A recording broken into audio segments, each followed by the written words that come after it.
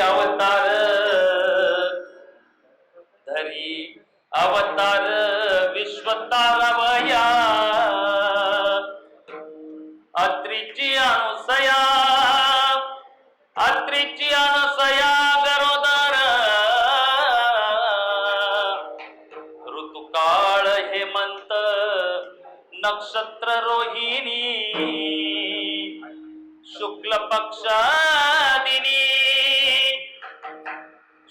पक्ष दिनी पूर्ण तिथी ऋतुकाळ हेमंत नक्षत्र रोहिणी तिथी पौर्णिमा मास मार्गशीर्ष गुरु तो वासर उत्सव काळ ऋतुकाळ हेमंत नक्षत्र रोहिणी एका जनार्दनी पूर्णावतार एका जनार्दनी पूर्णावतार निर्गुण निराकार आकारले ऋतुकाळ हेमंत नक्षत्र रोहिणी शुक्ल पक्ष दिनी पूर्ण तिथी ऋतुकाळ हेमंत नक्षत्र रोहिणी पांडुरंगा करू प्रथम पांडुरंगा करू प्रथम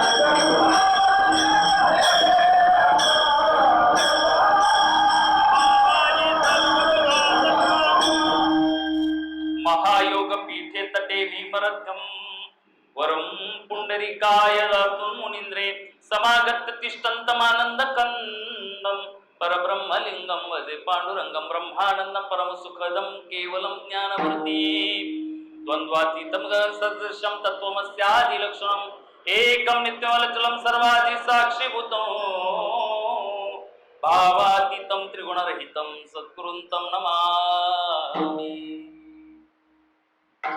नमो सद्गुरु तुकया ज्ञान दीपा नमो सद्गुरु सच्चिदानंद रूपा नमो सद्गुरु भक्त कल्याण मूर्ती नमो सद्गुरु भास्करा पूर्ण कीर्ती दया पूजिले आदरे पांडुरंगे विमानस्थ केले प्रयाण प्रसंगे तनु मानवी दिव्य रूपीच केली न त्यागी तिये दिव्य लोकांसी नेली विठ्ठला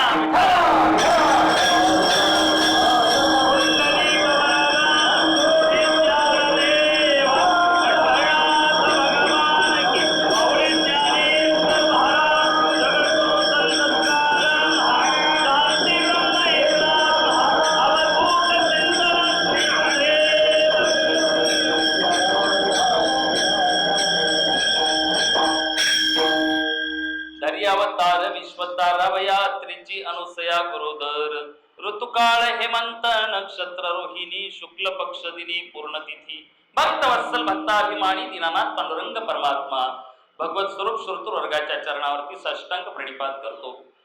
सेवेकरता निवडलेला अभंग जगदवंदने जगश्रेष्ठ पैठण निवासी नाथ बाबा यांचा श्री गुरु दत्तात्रयांच्या जन्म प्रसंगाचा अभंग आहे. विठ्ठल विठ्ठल.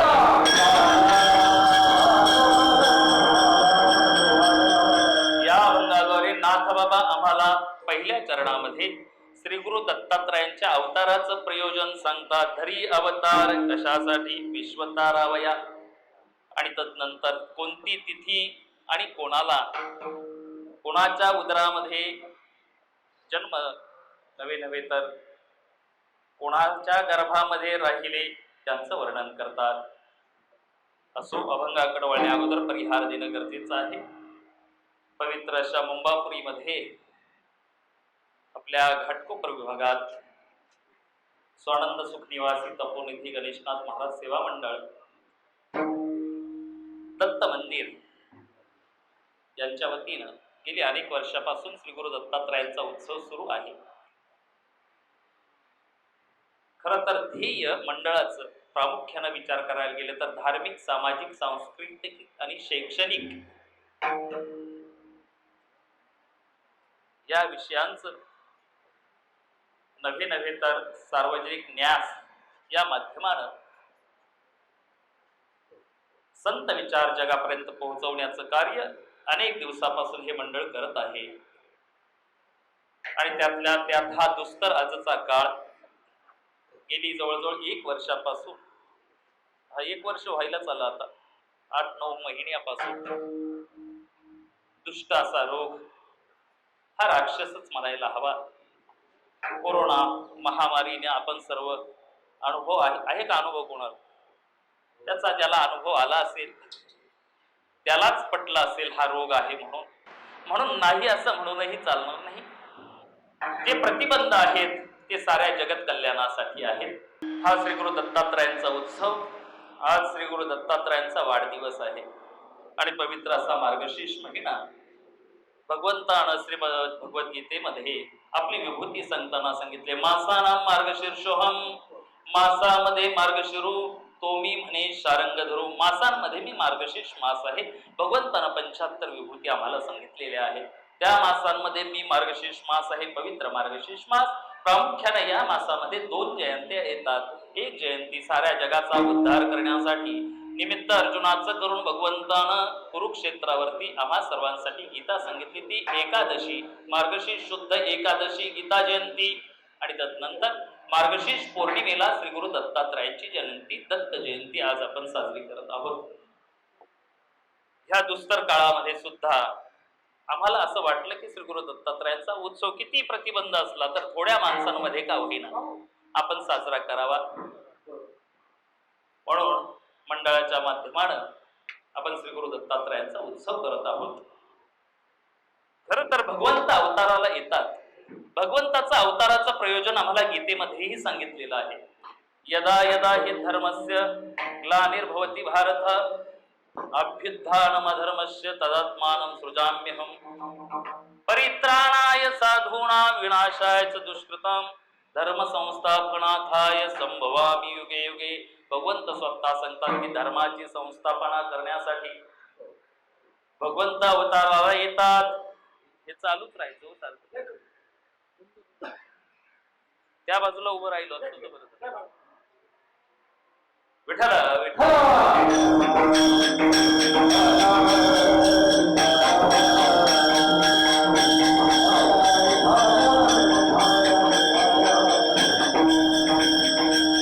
भगवंताच्या अवताराचं प्रयोजन, भगवंत कशासाठी अवताराला येतात तर धर्मरक्षावया अवतार घेशी आपुल्या पाळीशी भक्तजना.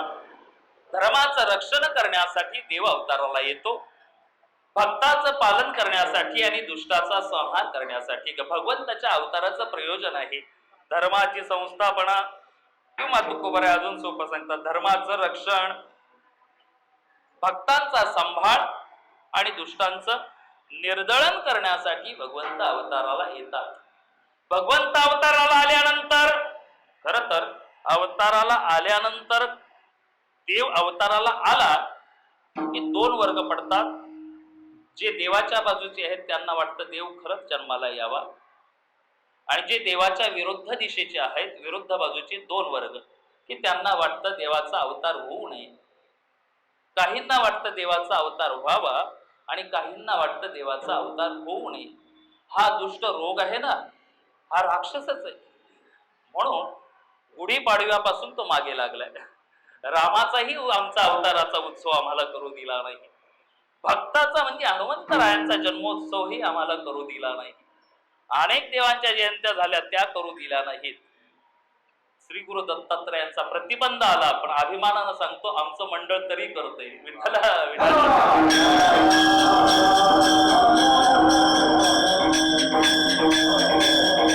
दुष्ट प्रवृत्तीचे राक्षसांना वाटतं देवाचा जन्म होऊ नये आणि भक्तांना वाटतं देवाचा जन्म व्हावा. दोन वर्ग पडतात. मग कोण भक्त आणि कोण राक्षस बघा. आपण या अगोदर जर पाहून गेलो, हिरण्यकशिपूला वाटत नव्हतं देवाचा जन्म व्हावा, पण त्याच्याच उदरी साक्षात वंशामध्ये राक्षसच कुळामध्ये भक्त प्रल्हाद जन्माला आले. त्यांना आता सगळीकडेच देव दिसू लागला, पण भगवंताने त्यांच्यासाठी प्रल्हादासाठी विशेष अवतार घेतला, नरसिंहाचा अवतार. भक्ताचं रक्षण, दुष्टाचा संहार केला. तदनंतर आपण वामन अवतार पाहू, वराह अवतार पहा, हिरण्याक्षाचा वध केला, पृथ्वी मातेची सुटका केली. वामन अवतार बळीला पाताळामध्ये घातला, बघा दुष्टाचा संहार. म्हणून तुकोबराय आम्हाला सोपं सांगतात. सोपं काय करतो तो? भक्ता राखे पाया पासी, भक्ता राखे पाया पासी,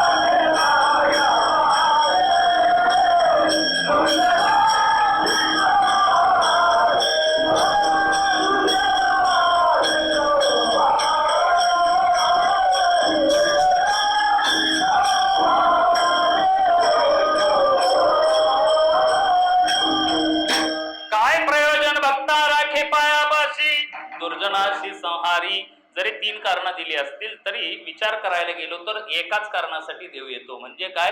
तर धर्माचं रक्षण. धर्माचं रक्षण करणं म्हणजेच भक्तांचा सांभाळ करणं आणि दुष्टाचं निर्दळन करणं. म्हणजे येतो कशासाठी? एक कारण दिलं तरी चालतंय, धर्माचं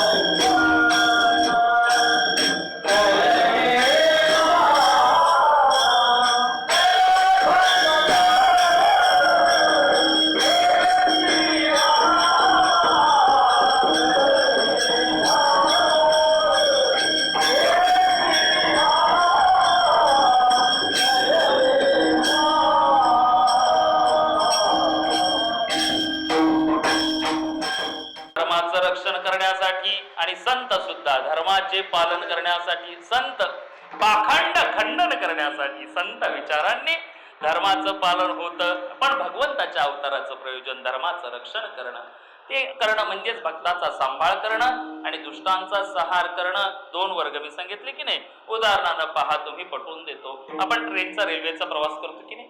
आता रेल्वेचा प्रवास करणं सर्वसामान्यांना शक्य नाही, पण तरी सुद्धा एखादा आतमध्ये गेलाच. बरं, त्याने तिकीटही काढलं, तिकीट तसं आय कार्ड पाहिल्याशिवाय देतच नाही, पण चुकून दिलं बुवा. ज्या वेळेला तो त्याच्या ठिकाणावर पोहोचतो किंवा सीएसटीला, मुंबई विटीला, छत्रपती शिवाजी महाराज टर्मिनस येथे पोहोचल्यानंतर तिथं पोहोचला की त्याच्या मनामध्ये एक विचार येतो, काय?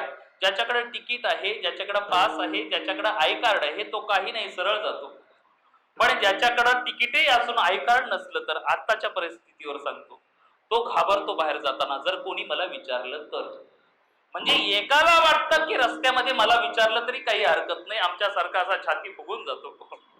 पण ज्याच्याकडं ते नाही, आय कार्ड नाही, त्याला जाताना भीती वाटते. 2 वर्ग पडले की नाही. तसंच अजून उदाहरण पहा, रेल्वेमध्ये विदाऊट गेलेला, त्याच्या चेहऱ्यावरचा भाव पाहून टीटी त्याला पकडतो, बरोबर की नाही. किंवा ग्रामीण भागामध्ये जर आपण गेलो तर आता बहुतेक सर्वांच्या घरी मीटर आले असतील, पण पूर्वी मीटर येण्या अगोदर काय करायचे तर अजूनही मला माहित नाही, बरं असतील तर असतील. मीटर ऐवजी काय करायचे, आपल्या घरावरून गेलेली वायर आहे ना, त्याच्यावरतीच आकडा टाकायचा. आकडा टाकल्याबरोबर ज्याने लिगली नियमाप्रमाणे ज्यानं मीटर घेतलाय, काही पाहायला आल्यानंतर महावितरणाचे मंडळी जर पाहण्यासाठी आले, त्यावेळेला ज्याच्या घरात मीटर आहे तो अधिकारानं बाहेर उभा राहतो, त्याला भीती वाटत नाही. पण ज्याच्या घरामध्ये मीटर नाहीये, ज्याने आकडे टाकले, तो पळत असतो मागे पुढे. म्हणजे त्याला वाटतं की यांनी, महावितरणावाल्यांनी आमच्याकडे येऊ नये, आणि याला वाटतं कितीही वेळा आलं तरी काही हरकत नाही. असंच देवाचं आहे. देव जन्माला आल्याबरोबर भक्तांना वाटतं की देवानं अवताराला यावं, पण दुष्टाला वाटतं तो अवताराला येऊ नये. विठ्ठल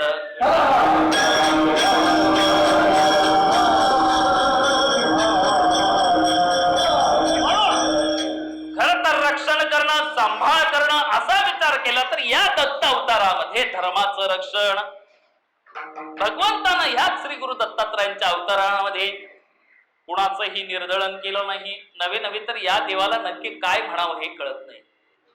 जर याला साधू म्हणावं तर यानं हातामध्ये शस्त्र धरली आहे, त्रिशूळ, डमरू, 3 शिरे, 6 हात, दयामाझे दंडवत, गाखे झोळी पुढे श्वान, नित्य जान विद्ये स्नान.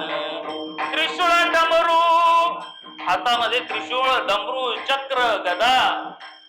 तसं पाहायला गेलं तर याना कुणाचं निर्दलन केलं नाही. मग त्रिशूळ कशासाठी हातात, चक्र कशासाठी हातामध्ये? याला पाहिल्यानंतर दिगंबर अवस्थेमध्ये दिसताना आपल्याला देवासारखे दिसतात, पण देव जे कार्य करतो ते त्यांनी केलेलं नाही. देव जे दुष्टांचं निर्दलन करतो, श्री गुरु दत्तात्रयांनी ते केलं नाही. दिसतात देवासारखे पण कार्य साधूच आहे. विठ्ठल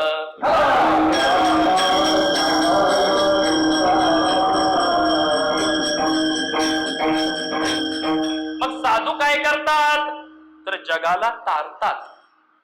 आणि श्री गुरु दत्तात्रयांचा अवतार कशासाठी आहे तेच पहिल्या चरणात सांगतात.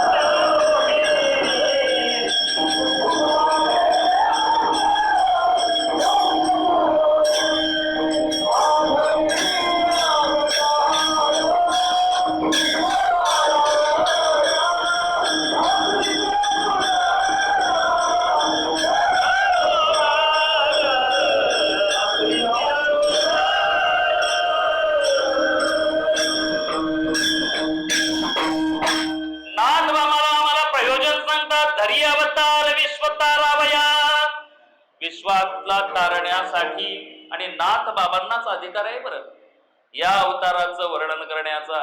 कारण वारकरी संप्रदाय हा त्रिवेणी आहे. एक नाथ संप्रदाय, तदनंतर दत्त संप्रदाय, आणि तिसरा आहे चैतन्य संप्रदाय. नाथ संप्रदाय कोण आहेत? नाथ संप्रदायाचे आदिनाथ गुरु सकळ सिद्धांचा मच्छिंद्र तयाचा मुख्य शिष्य ज्ञानोबाराया, मूलभूत वारकरी संप्रदायाचा पाया. तदनंतर दत्त संप्रदायाचे कोण आहेत माहिती तुम्हाला? या परंपरेचे आहेत कोण? या परंपरेचे आमचे नाथबाबा आहेत. दत्तात्रय परंपरा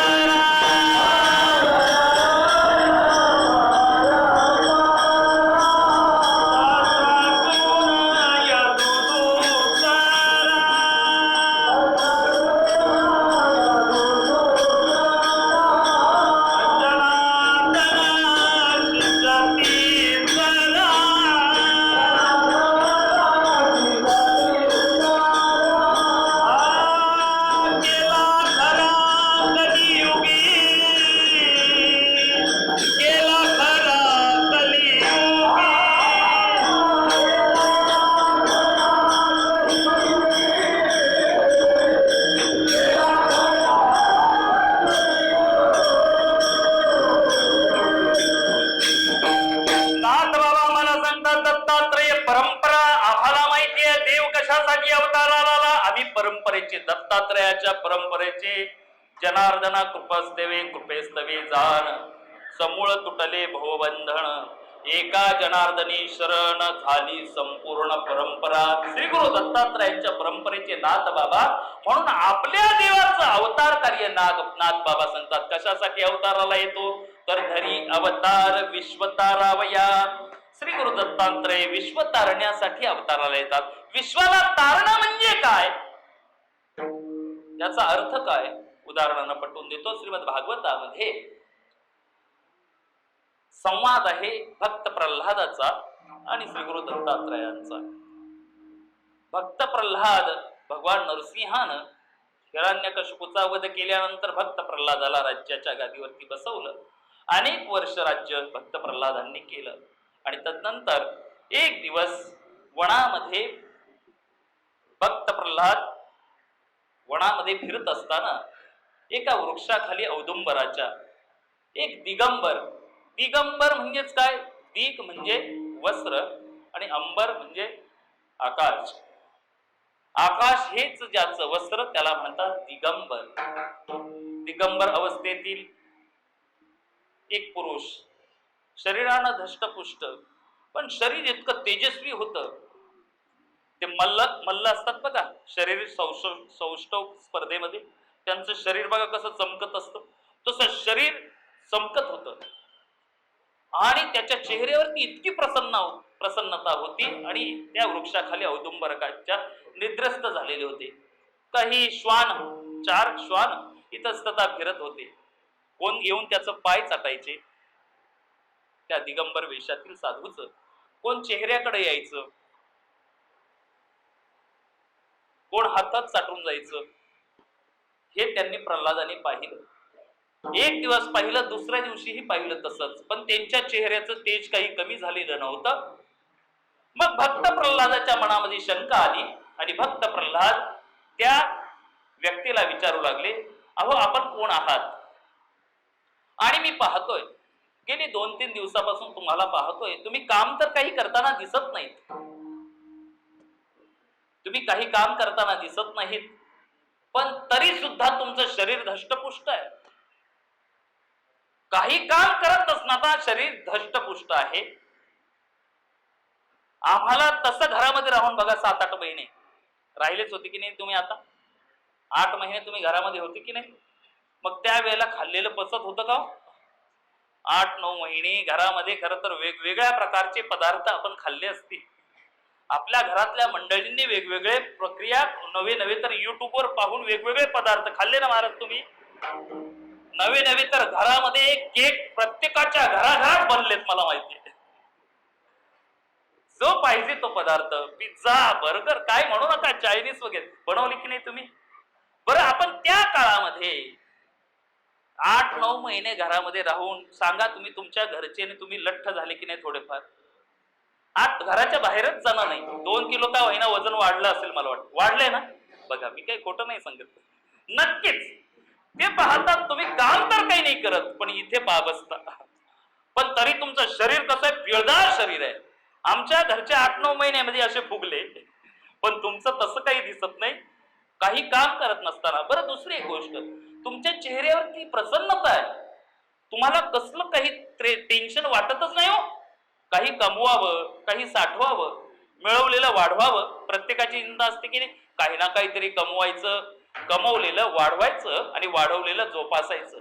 मग जोपासण्यासाठी आपण काय करतो, एफडीला टाकतो, कोण पीएमसी आहे ना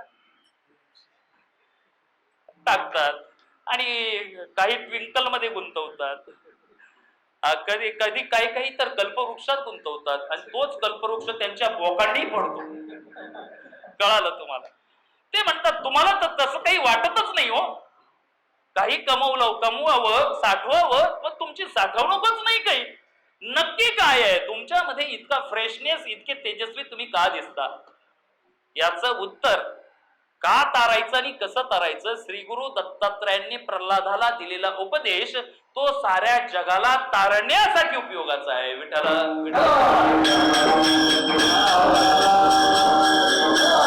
लक्ष देवा, उपदेश साऱ्या जगाच्या कल्याणाचा आहे, विश्वाला तारण्यासाठी. काय पहिला उपदेश केला श्री गुरु दत्तात्रयांनी? काय? मी काय करतो? खरं तर आम्ही स्वतःपासून वागायला सुरुवात करावी. मी काय करतो? मी एकच करतो, कोणत्याही गोष्टीची आस मनात ठेवत नाही, कोणत्याही गोष्टीची इच्छा मनात ठेवत नाही. हा पहिला गुण माझ्या प्रसन्नतेचा, की माझ्या अंतःकरणामध्ये कोणतीही वासना नाही. दुसरं, मी माझं कर्म करताना निष्काम कर्म करतो, कर्म करत असताना कोणत्याही फळाची अपेक्षा ठेवत नाही. तिसरं, या जगामध्ये सगळीकडे समान माणसं नाही आहेत, वेगवेगळ्या प्रकारची माणसं आहेत. मग मी कुणाची निंदाही करत नाही आणि मी कुणाची स्तुतीही करत नाही. तिसरं आणि चौथं, मी जगत असताना आजच्याच दिवसाचा विचार करतो, उद्याचा विचार करत नाही. वर्तमान काळाचाच, फक्त वर्तमानाचा विचार करतो. मी भविष्याचाही विचार करत नाही आणि भूतकाळाचाही विचार करत नाही. पहिलं बघा, इच्छा वासना मनामध्ये ठेवत नाही, निष्काम कर्म करतो, कुणाची निंदा करत नाही, कुणाची स्तुतीही करत नाही, आणि मी काम करत असताना आजच्याच दिवसाचा विचार करतो, उद्याचा विचार करत नाही. आणि खरं तर भगवंतानं आम्हाला जे दिलंय, आयुष्य दिलंय, यामध्ये आम्ही काही करण्यासाठी समर्थ आहोत, पण तरी सुद्धा आमच्या इच्छेनं आम्ही कोणतं कार्य करू शकतो का? जो देव करील तेच आम्हाला सर्वांना माहिती आहे, पण जोपर्यंत आमच्या हातात आम्ही करतच राहतो. आणि जर होत नसेल तर मग म्हणतो देवाची इच्छा. पण तुमची इच्छा असो किंवा नसो, तुमची इच्छा नसली किंवा असली तरी देव जसं करेल तसंच घडतं, होय की नाही? आपली झालेली पांढरी केस आपण काळी करतो, पण देव ठरवतो ते परत पांढरं करणं. आपल्या हातात आहे का काय? तुमच्या किती विचार केला की मी देवाच्या विपरीत, मी माझ्या स्वबळावर काही करेल, पण देवाच्या इच्छेशिवाय काही या जगतात पान सुद्धा हलत नाही. देवाच्या इच्छेशिवाय काहीच घडत नाही. म्हणून जसं त्यानं आपल्याला ठेवावं तसंच आपण राहावं. ठेविले अनंते तैसेची राहावे, चित्ती असू द्यावे समाधान. जसं देवाने आम्हाला ठेवावं, मग कधी कधी देव आम्हाला पाहिजे ते देतो, पण कधी कधी आम्हाला उणीव होते की नाही, कसली तरी आम्हाला उणीव होते, आम्हाला पाहिजे तसंच नाही. एक सावता महाराजांचा अभंग आहे, सावता महाराजांचा एक सुंदर गोड अभंग आहे. समयासी सादर भावे, समयासी सादर भावे,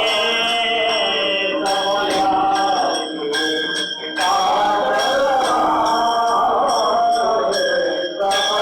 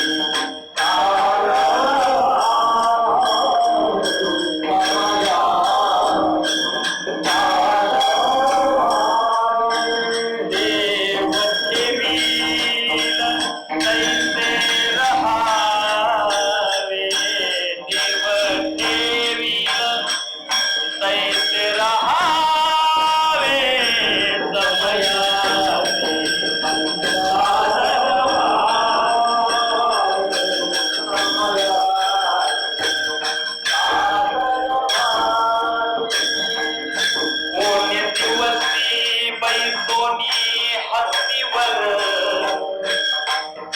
कोणी दिवसी बैसोनी हत्तीवर कोणी दिवसी पालखी सुभेला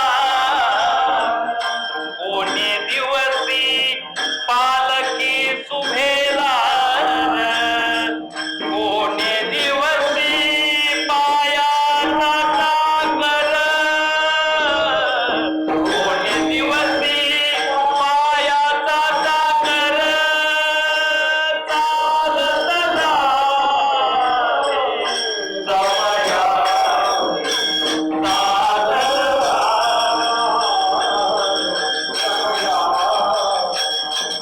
समया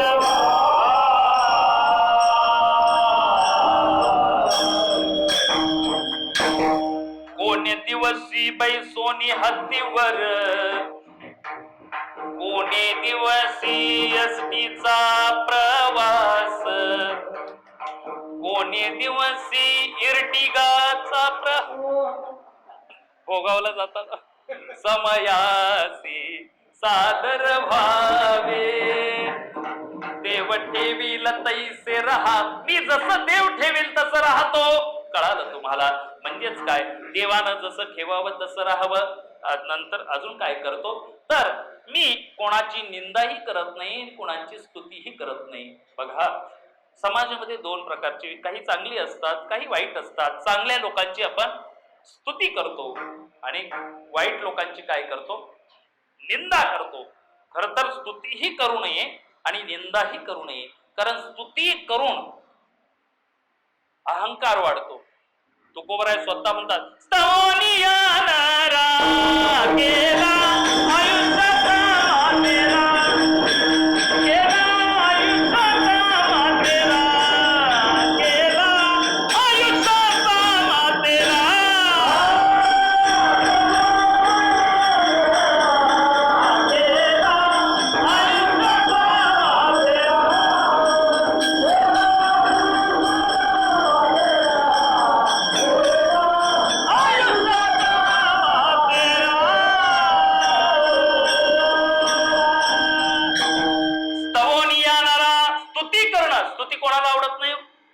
स्तुती प्रत्येकाला आवडते असं एक काही सुभाषितकार म्हणतात की ही स्तुती अजून कुमारी आहे बरं कारण ज्यांना ती आवडते तिला हे आवडत नाही ज्यांना ती आवडते तिला हे आवडत नाही आणि तिला जे आवडतात त्यांना ही आवडत नाही विठ्ठल विठ्ठल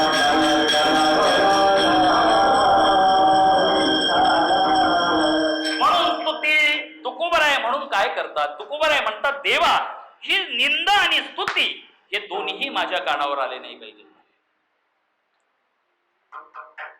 निंदा आणि स्तुती निंदा अथवा स्तुती येऊ नये कानी देवा ही निंदाही नको मला आणि स्तुती सुद्धा नको कारण का स्वपूज्यता डोळा न देखावी स्वकीर्ती कानी न ऐकावी पूज्यता डोळा न देखावी स्वकीर्ती कानी न ऐकावी आम्हाला ते आवडत नाही मग आम्हाला निंदाही नको आणि स्तुती नको पण एक सांगू का तुम्हाला निंदा आणि स्तुती ऐकण्यासाठी इंद्रिय कोणतं लागतं आपल्या शरीरामध्ये इंद्रिय ज्ञान इंद्रिय किती आहेत पंच ज्ञान इंद्रिय पंच कर्म इंद्रिय आहेत पण ज्ञान होतं आम्हाला डोळे नाक जीभ त्वचा कान डोळे कान नाक कानानं आपल्याला ज्ञान होतं की नाही पण तुकोबराय म्हणतात मला निंदाही नको स्तुतीही नको मग काय करायचं पर्याय तेच देतात काय बधीर करो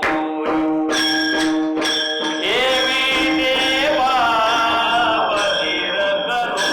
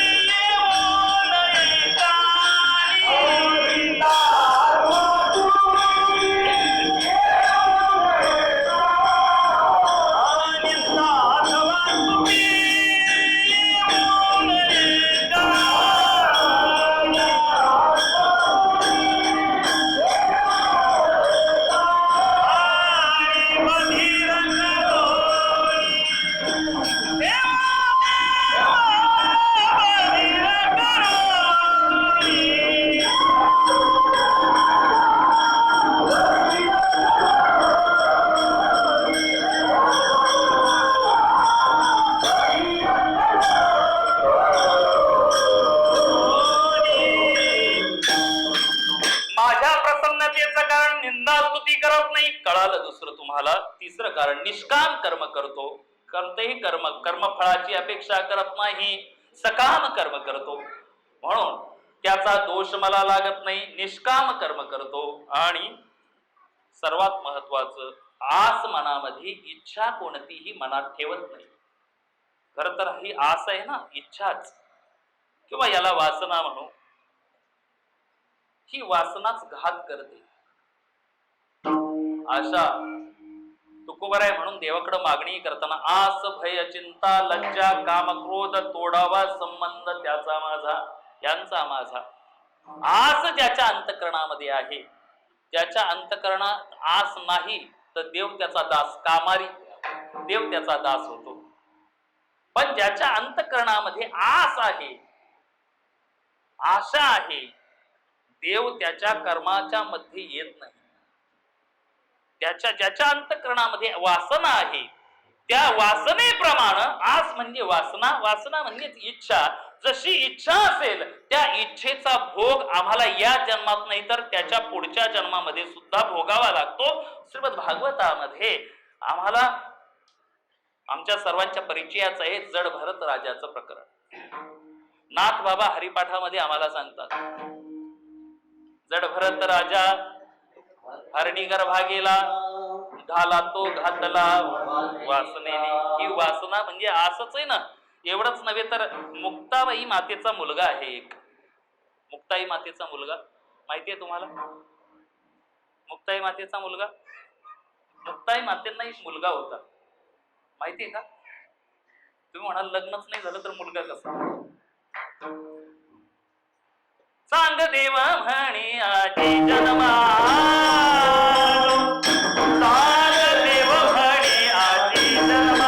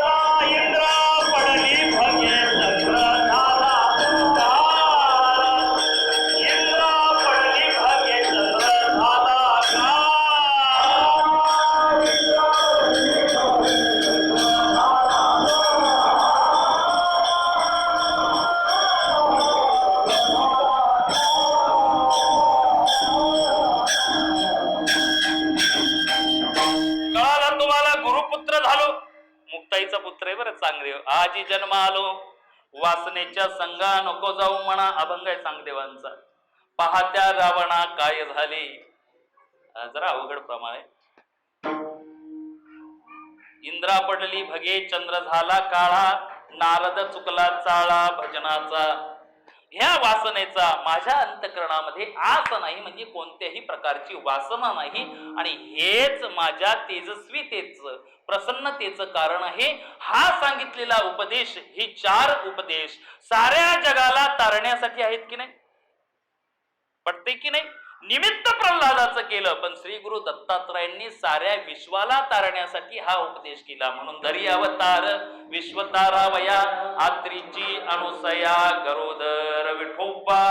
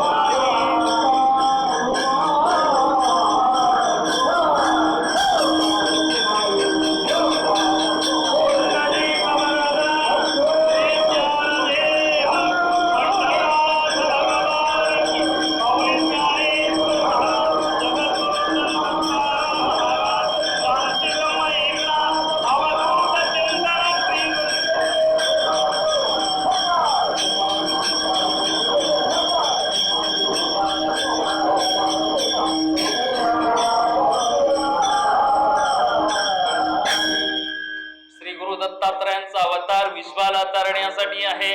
ही प्रासंगिक कीर्तनं वेळेचं भान ठेवून करावी लागतात. आणि दरवर्षीच सांगतोय की नाही, मग या वर्षी थोडं, पुढच्या वर्षी थोडं थोडं, पण विश्वाला तारण्यासाठी भगवंतानं अवतार घेत. विठोबा रखमाई म्हणजे कीर्तन संपलं नाही बरं, कीर्तन सुरू आहे. आपल्याला देवाच्या अवतारापर्यंत जायचंय. भगवंताच्या अवताराचं प्रयोजन आपल्याला कळालं. विश्वाला तारण्यासाठी, म्हणून कुणाची निंदाही करायची नाही आणि कुणाला चांगलंही म्हणायचं नाही, कुणाला वाईटही म्हणायचं नाही. आणि आपण ऐकायचं सुद्धा नाही, कुणाचं चांगलंही ऐकायचं नाही, कुणाचं वाईटही ऐकायचं नाही. तोच अवतार भगवंतानं घेण्यासाठी काय केलं, तर तो पक्ष कोणता होता? तुकोबराय दुसऱ्या नाथ बाबा दुसऱ्या चरणात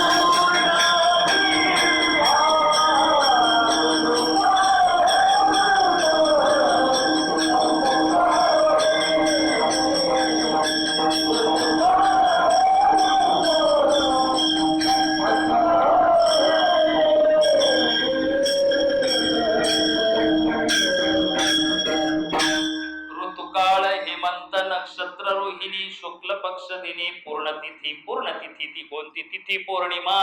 मास मार्गशीर्ष. आणि वार कोणता होता? तर गुरु तो वासर उत्सव काळ. भगवंताचं प्रागट्य संतो. फक्त मोठ्या प्रेमाने एकदा भजन करा देवाचं. दिगंबरा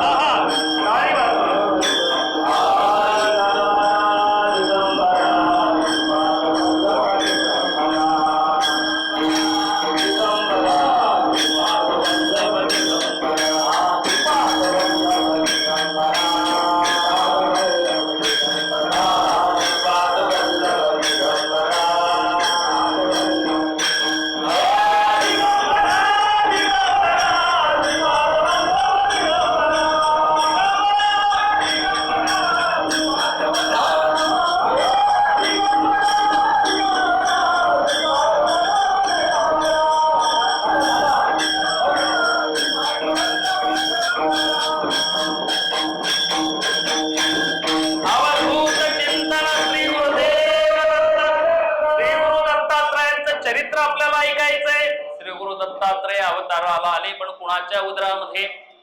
एक ब्रह्मदेवाच्या नेत्र कमळातून एक पुत्र जन्माला आला, अत्रि ऋषी. तुम्ही कीर्तन ऐकताय ना?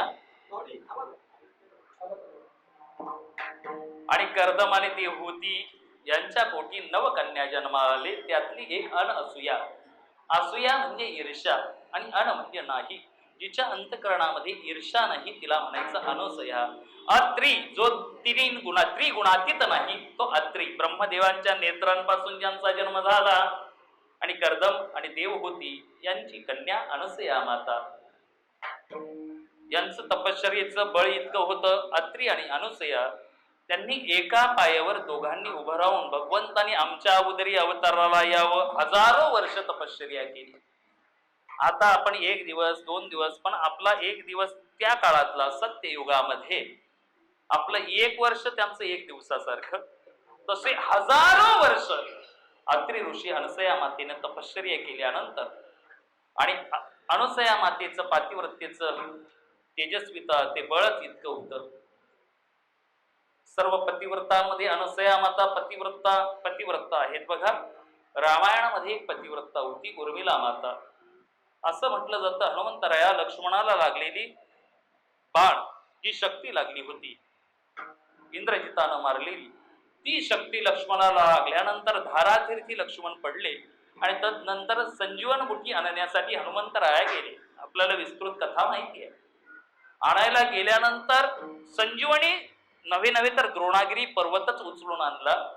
आणल्यानंतर अयोध्या नगरीतून जात असताना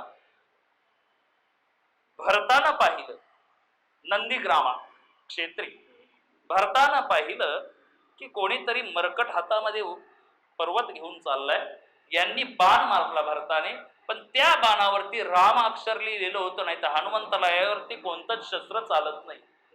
ते शस्त्र हनुमंतरायांना लागलं आणि हनुमंतरायांनी त्या बाणाचा, राम बाणाचा मान राखला आणि मूर्छित झाले.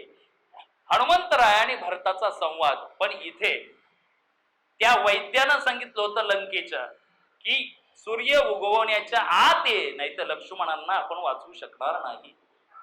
भरत आणि हनुमंतरायांचा संवाद सुरू होता. तो संवाद ऐकण्यासाठी उर्मिला मातेनेही कान लावले. भरताला हनुमंतराया म्हणतात की मला जाऊ द्या, कारण मी जर दिवस उगवण्याच्या अगोदर गेलो नाही तर ओळख पटली, सर्व काही झालं. लक्ष्मणासाठी मी श्रीरामाप्रभूंचं कार्य करतोय. भरत दादा म्हटले ठीक आहे, लवकर लवकर जा. इतक्यात उर्मिला माता धावत आल्या आणि म्हटल्या काही घाबरू नका, कितीही गप्पा मारायच्या तेवढ्या मारा, काय ताकद आहे सूर्याला उगवण्याची. इथे मी संकल्प सोडते, जोपर्यंत मी बोलणार नाही तोपर्यंत सूर्य उगवणारच नाही, कारण माझ्या पतीचे प्राण पणालाय. उर्मिला मातेची शक्ती होती अशी पतिव्रता, सूर्याला उगवण्यासही प्रतिबंध करणारी. एवढंच नव्हे, शांडिल्य होती. आपण कथा ऐकली असेल. शांडिल्या माता एका कुष्ठरोग्याशी विवाह झाला आणि मांडव्य ऋषींच्या सुळाला पाय लागला. ते तपश्चर्या करत होते सुळावरती.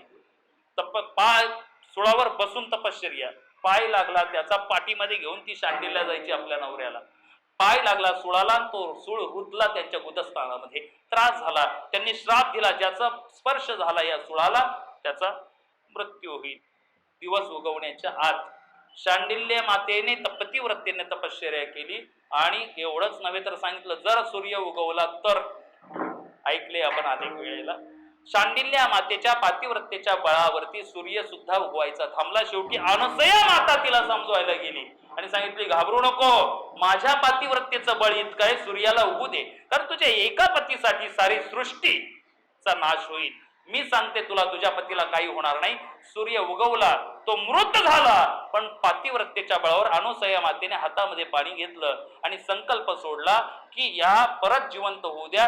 तो जिवंत झाला आणि नवलच काय, त्याचा रोगही सर्व गेला आणि इतका तेजस्वी तो दिसू लागला. कुणाच्या बळावर? अनुसया मातेच्या. असं म्हणतात अनुसया मातेचं पातिव्रत्य इतकं होतं, आपल्या घरामध्ये ती काही काम करत असताना पती जर समोरून आले तर त्यांच्या स्वागताला जावं किंवा पाणी घेऊन जावं. एकदा मुसळानं अनुसया माता काहीतरी कुटत होत्या. मुसळानं कुटत असताना हातातला मुसळ वर जायचा आणि परत खाली यायचा. तो गेलेला, वरती गेलेला मुसळ अनुसया मातेचे पती इतक्यात आल्याबरोबर अनुसया माते म्हटली त्या मुसळाला तिथंच थांब, माझ्या पतीच्या स्वागताला जायचंय. इतकं बळ होतं त्यांचं की तो मुसळ तिथंच थांबला. तुम्ही प्रयोग करू नका बरं घरी जाऊन, नाही तर दात पाडून घ्यायच्या. अनुसया मातेच्या पातिव्रतेचं बळ, साक्षात तिची पतिव्रतेची ती ख्याती साऱ्या देवतांनी ऐकली. नवे नवे तर स्वर्ग सुद्धा डळमळू लागला. देवतांच्या मनामध्ये विचार आला, हिचं पातिव्रतेचं बळ जर इतकं वाढलं तर अत्रि ऋषींना स्वर्गाचं राज्य द्यावं लागेल. देवांनी कपटाने नारदांना पाठवलं की अनुसयेची ख्याती तुम्ही जाऊन वैकुंठाला, कैलासाला आणि सत्य लोकामध्ये जाऊन द्या. नारद महर्षी धावत धावत धावतच गेले, कारण देवाचं कार्य करण्यासाठी हाच एक असा माणूस आहे जो देवांकडे जातो, जो राक्षसांकडे जातो, जो भक्तांकडे जातो आणि सगळीकडे त्याला मान मिळतो. साधूला सगळीकडे वंदनच करतात बरं. साधू जगतामध्ये सगळीकडे गेला तरी तिथं त्याचं वंदन, त्याला पवित्र मानतात. साधू, त्याला कळालं नारद महर्षींना, जाऊन त्यांनी वैकुंठाला सांगितलं आणि लक्ष्मी मातेला दर्शन घेतलं. लक्ष्मी मातेने सुद्धा त्यांच्या चरणाभिषेक केला. विचारलं काय आश्चर्यकारक नारद महर्षी काय आहे का या जगतामध्ये? म्हटले अहो आश्चर्य काय सांगावं तुम्हाला, एकच आश्चर्य आहे. कथा सांगितली ती शांडिल्यची.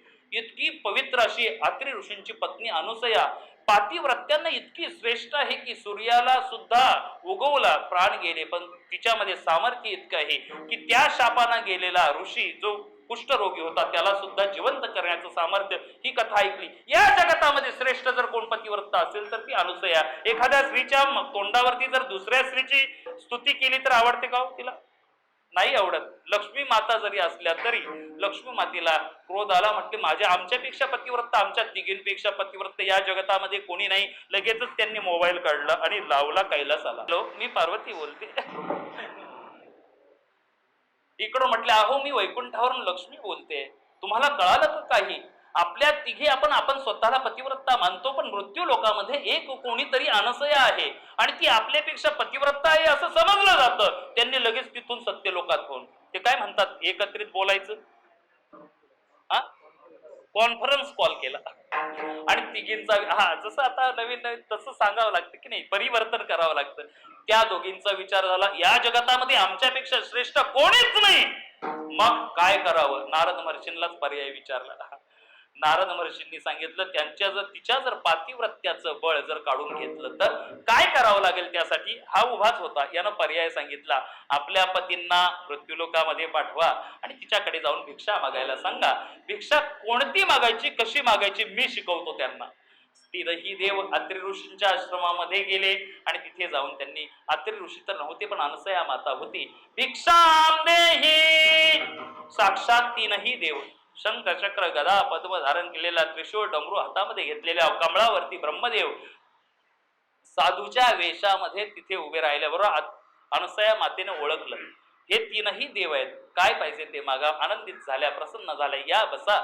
बसायला आसन टाकलं. देवता येऊनही बसल्या, पण म्हटल्या माई आम्ही तुमच्याकडून भिक्षा घेणार आणि भिक्षासाठीच आलोय आम्ही, पण आज भिक्षेमध्ये आम्हाला बदल आहे. काय? आम्ही भिक्षा जशी मागू तशी दिली तरच आम्ही स्वीकार करू. खर तर अत्रि ऋषींच्या आश्रमातून कोणच विनमुख गेलं नव्हतं आतापर्यंत. ते म्हटले जे पाहिजे ते मागा तुम्ही, मी तुम्हाला माझ्या पातिव्रतेच्या बळावरती देईल.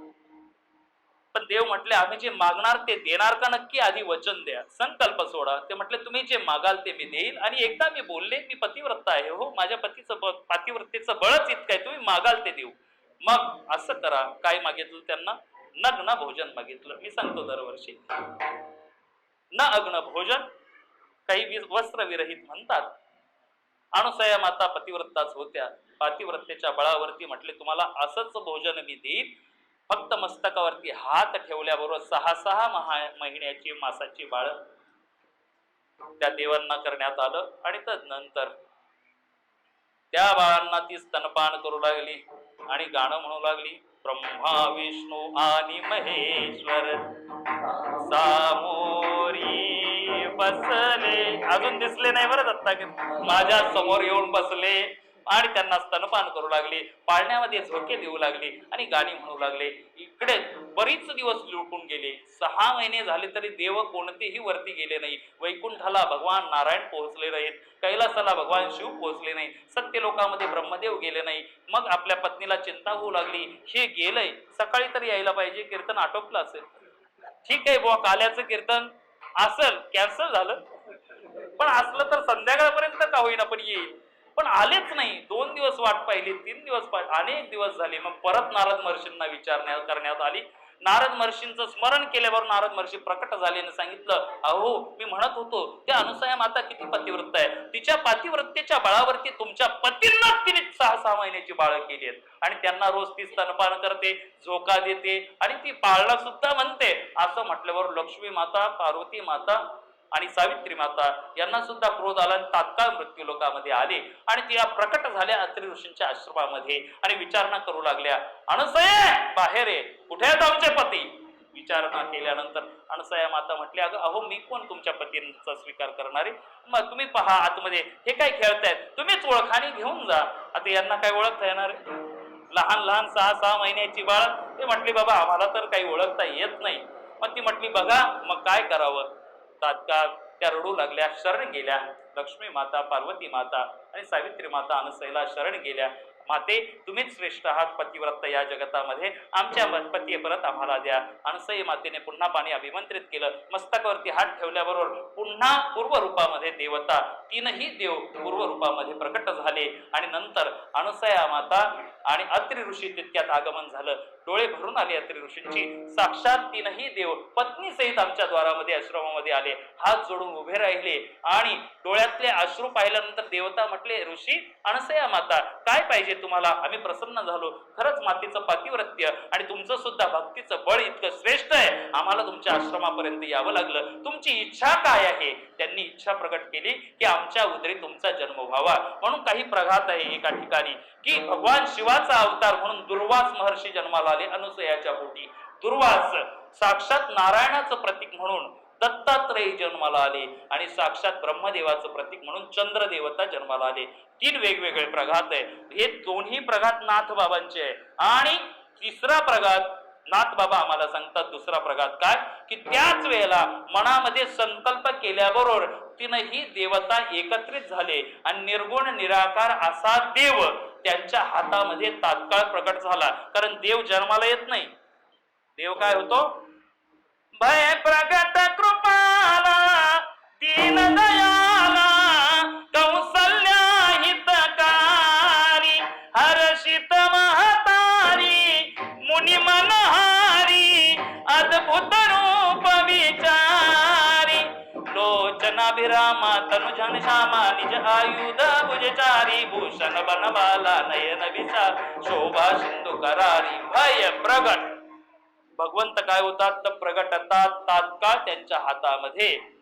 म्हणून नाथ बाबा शेवटच्या चरणात आम्हाला म्हणतात, एका जनार्दनी पूर्ण अवतार निर्गुण निराकार आकारले. भगवान श्री गुरु दत्तात्रयांचा जन्मोत्सव, जन्माचा अभंग परत एकदा आपण म्हणू. फक्त मोठ्या प्रेमाने एकदा भजन करा. ज्ञानेश्वर